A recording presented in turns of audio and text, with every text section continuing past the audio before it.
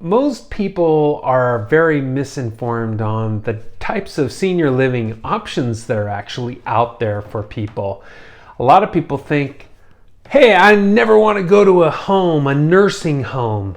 What is a nursing home, and what is assisted living, and what is a care home or a board and care?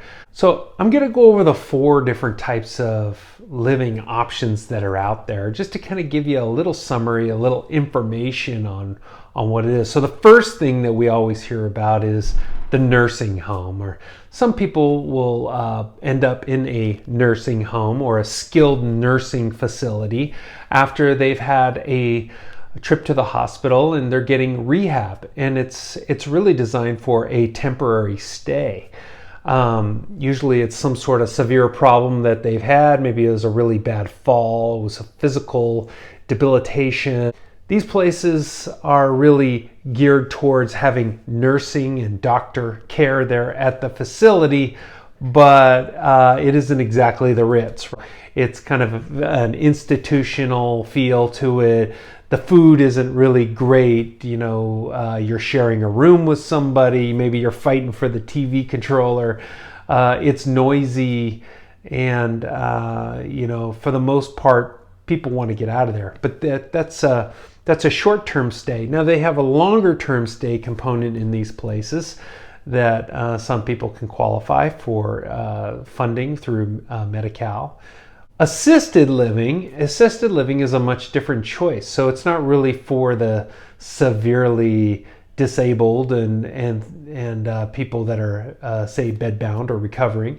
The assisted living is a great choice for, say, very social seniors, or not even very social seniors, but these are communities that have been created with the senior in mind.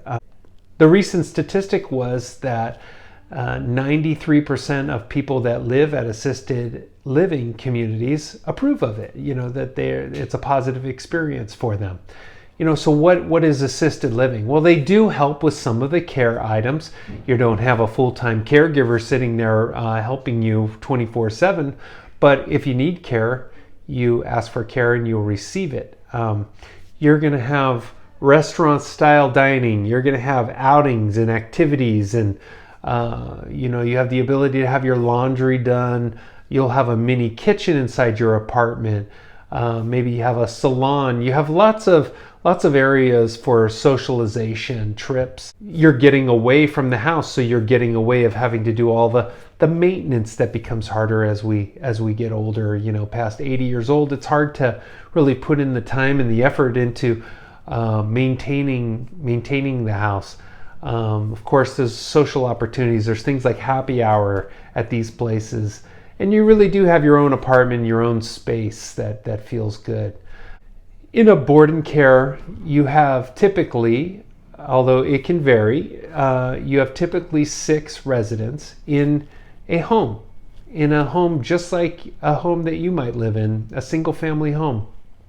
People with cognitive impairment will often go to a board and care.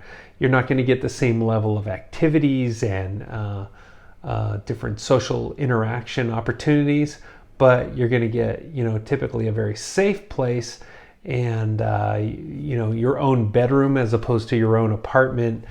But you're going to have that closer oversight from either the administrator or the owner of the company as well. And then finally, we have what's called independent living. And independent living is closer to what assisted living is without that care component. So if you're somebody who wants to, live in a safe environment, you still want to participate in some of these fun events, movie night, happy hour, restaurant quality dining, and have your own apartment, but you don't really need help with those activities of daily living, then independent living could be the option.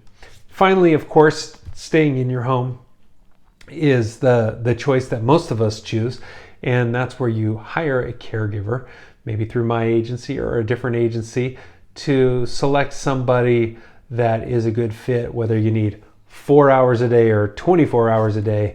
Different people do different things, but of course, this is the most expensive option of all these options, and something to consider when you're when you're looking at all the different options out there. If you want a deeper dive and more specifics about what's available here in San Luis Obispo County, you give me a call and I will chat with you and possibly even take you on a tour of a couple places that I recommend to you or your family. So give me a call if you get a chance. We can get that started. All right. Have a good one.